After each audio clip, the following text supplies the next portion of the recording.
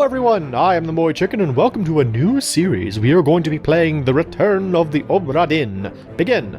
So I want to play on a new file, save file number 3. Lost at Sea, 1803, the good ship Obra Dinn. Built in 1796, London, 800 tons, 18 feet draft. Captain R. Witterell, crew of 51 men, last voyage to Orient Cape, rendezvous unmet. Contract East India Company, I guess, London office for inquiries or testimony. So, the Honorable East India Company, attention Chief Inspector, Insurance and Claims London Office. The Obra Dinn has returned. Dispatch to Falmouth immediately and prepare for a full assessment. Falmouth, England, 1807. I think there's a little bit more. Woke me up. Oh, he's talking. Said you need ferry to the Obra Dinn. Said you need ferry to the Obra Dinn. Not many eager for that job. Nobody wants to go there, it smells bad. Seems a bit late if you ask. I didn't. I didn't. What's in the box? What's in the box? Hoist it up in a few minutes. Hey! Ow! Carefully. Cool. Alright, so I'm able to move around. So, The Return of the Obra Dinn is an interesting sort of, what would you call it, like a puzzle game, I guess, is the best way I can describe it. And it's got, I'm sure you can already notice, one of the major things about it is that it has this very interesting visual style that I want to say they intended it to replicate like an old computer. Because if you go here, you can say monitor, I'm on a Zenith ZVM, or you can do Commodore 1084, IBM 8503. All of these are like old computers. I'll probably play around with some of them. For the time being, I'll stick with the Zenith. And I think part of the reason why they did that is to kind of make things a little bit obscured, because the entire game is about observation and investigation. So right now we are playing as an insurance inspector, and the Obra Dinn, which is this ship, has unexpectedly washed back up, you could say it arrived in Falmouth, but where is Falmouth? We appear to be out in the middle of the ocean at night, so go figure. Now right over here, I have discovered a dead body. Hi there, how are you? Dead bodies are the way you solve things in this, but first I need to talk to the guy and get that case. So, let's see, can I... There, here we go. It's too heavy! It's too heavy! Get your stupid box yourself! Oh, I don't want it! So we've got this mysterious box that contains 2 items that will be essential to our adventure. It's too heavy. Take too it heavy. yourself or open it here. Okay, so I want to open it. So we've got a book.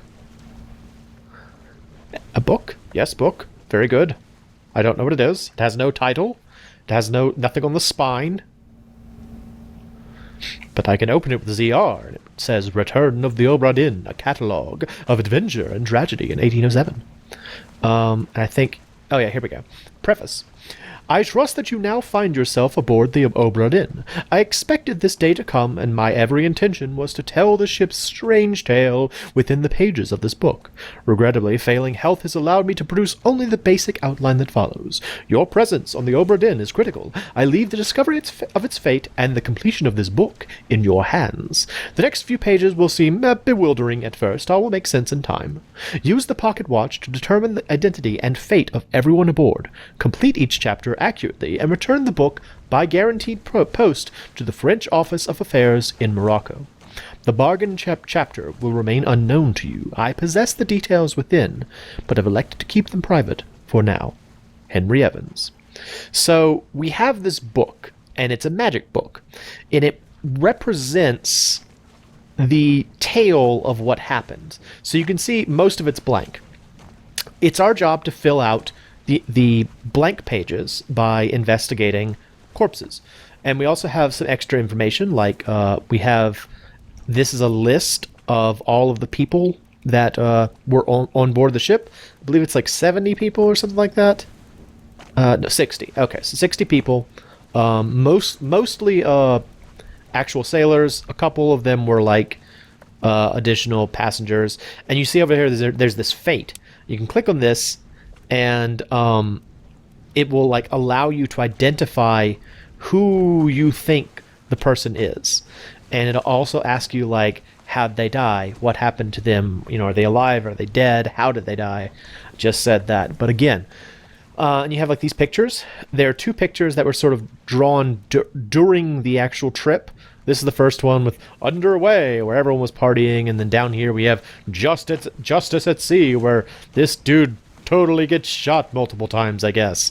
And so the whole game is just about like inference and deduction, and it's cool. And we're gonna get started. So, how do I close it?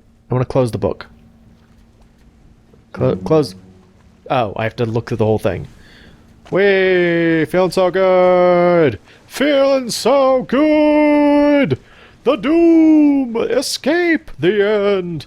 And it is spooky time face. So the spooky time face is representative of what is required to sort of beat the game. So anyway, close the book. So I got the book, and we also have this spooky time pocket watch. Memento Mortem, which I believe means remember death. Okay, so now we have the tools necessary to begin our task. So the first thing we'll do is go up and pull out our little pocket watch over that dead body we found before. And it will tell us things. It will teach us things. And that's the coolest part about this game. So let's find out. Hello, dead body. What can you tell me? Dun-dun. Alright, let's see what it is. Captain! Open the door! Kick it Open the door! Ah! Lest we break it down and take more than those shells! You bastards may take exactly what I give you! Okay. So what's happening now? We have just heard and seen the last moments of that dead body. So the dead body is this dude. We know that. Because we were in that position when we started. This dude over here, I guess, was the guy that said, like, you'll take what I give you, and he shot him. So these two dudes were trying to, I guess, attack him, and they were threatening to take shells. And we can kind of move around in this space, that, like a limited space that represents the exact moment when that person perished. So you have to kind of like we know that there are, let's say this guy was there, these two people were down there were there, and then there was that other guy who was the shooter up. Okay, you can go back, but it kind of closes up after a little bit. So now that we've seen the scene,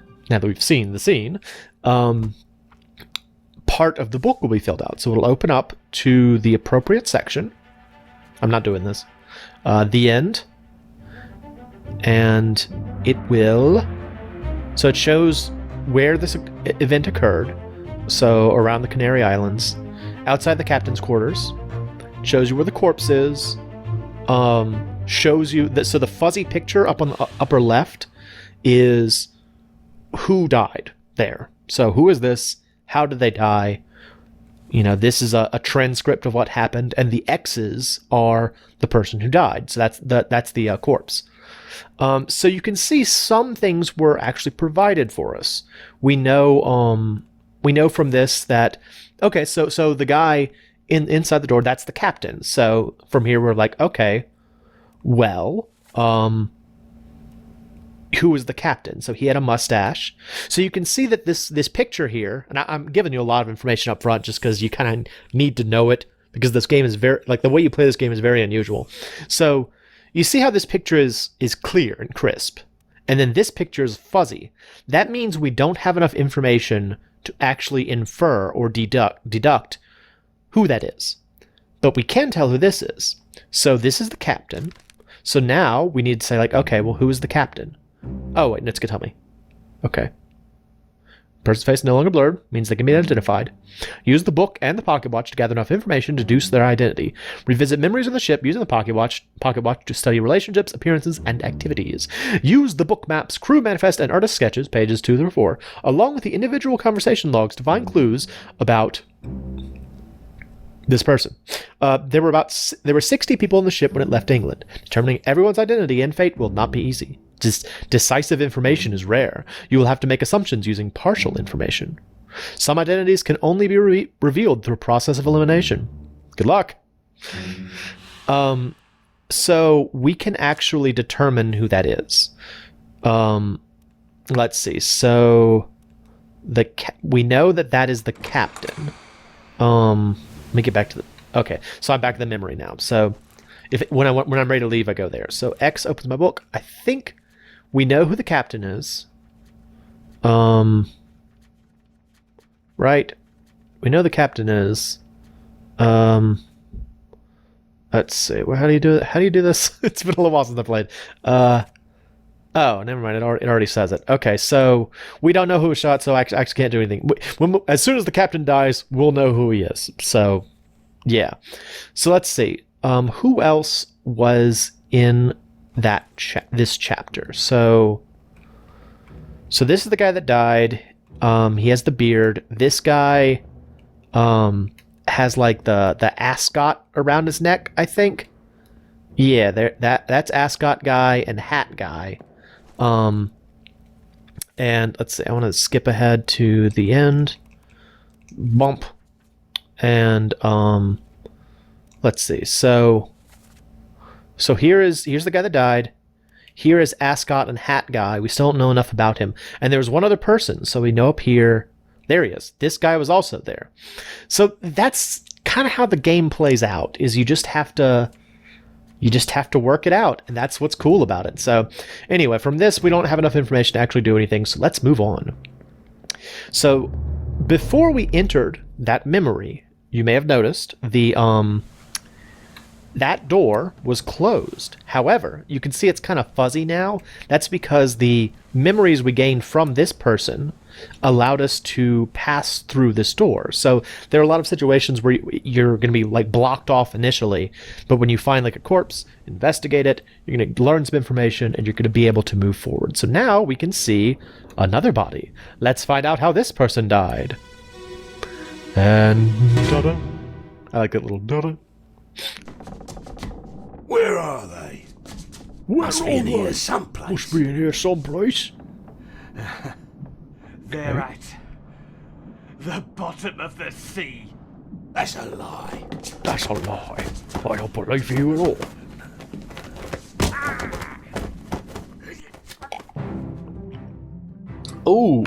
Ooh, got his throat cut. Ooh, look at that. Okay, so this is the end of Ascot guy, I think, right? Where's his at? Well, maybe not. I don't see his ascot. I see his hat.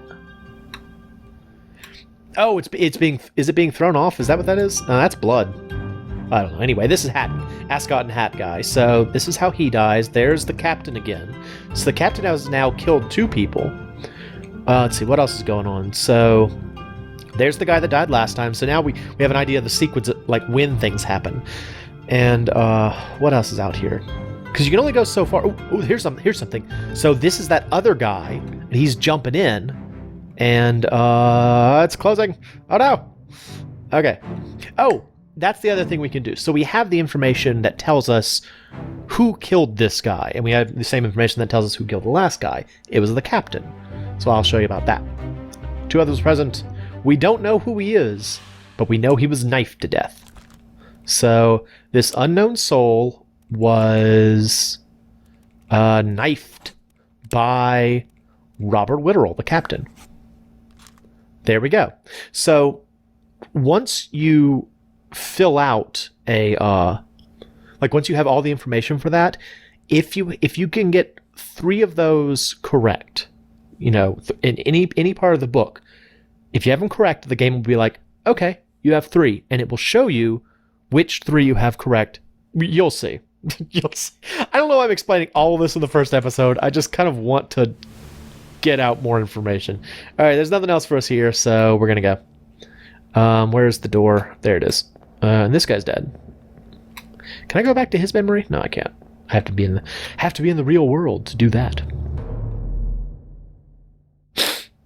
All right, so we're back. Okay, so we also know that this dude was shot.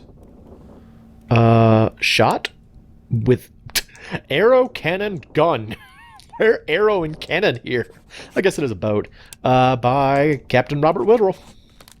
Dude's killing people. What else do we have? So the cat. Let's see. There's another body here. What are you? This will probably be the last one for this episode, because I'm going to try and keep these around 15 minutes, because it's going to be a lot of me like walking around and talking and deducing and so forth. So here we go. Ooh. Doesn't sound good. Ooh. Oh, okay, so the captain hit this guy square in the head and, like, crushed his skull. Dang, Captain. Oh, but look, he's stabbed. Oh, so the captain is stabbed. So now we know the captain died, I guess, by being stabbed as well. So here's this guy. He was gargling at the beginning of the bit. Here's the knife. I guess the captain threw down the knife, but why? Seems very... I guess... I don't know. Is a polearm better? I don't really know. But I think that's all for people. I think everyone except the captain is dead, and the captain is wounded. Yeah, you're dead. And you're dead. Or dying. Currently dying. Still don't know where your ascot went. And closing! Closing! No! Alright, so Beardy Man got smashed in the face. Inside the captain's quarters, Beardy Man smashed in the face. Alright, so I think that counts as clubbed. Clubbed by the captain. By the captain. So the captain has now killed 3 people. That's good. That's good. And, yeah. I think... Oh, and this door's open now. This door's open, and there's a... Oh, there's a lady here. Is she... ZL Zoom? No, hang on. Wait, can I do that everywhere? Hang on. Can I do that everywhere? Can I zoom on you? Oh, I can zoom in. Okay, so... I can do this, and... What does it do for me? I guess... Oh, open the book while examining a face to flip directly to the sketch. Okay, so and so it shows me, not only does it show me what I think, who I think killed him and how, it also shows me that he's still fuzzy. So we're learning the controls of the game. Anyway, that's gonna be it for this first episode. I will end off in this scene of a man getting clubbed in the head. And yeah, I'm excited about this one because this is a game I've been wanting to play for a while. So I hope that you all enjoy it. I am the MoeChicken. This is Return of the Obra Dinn. Thanks for stopping by.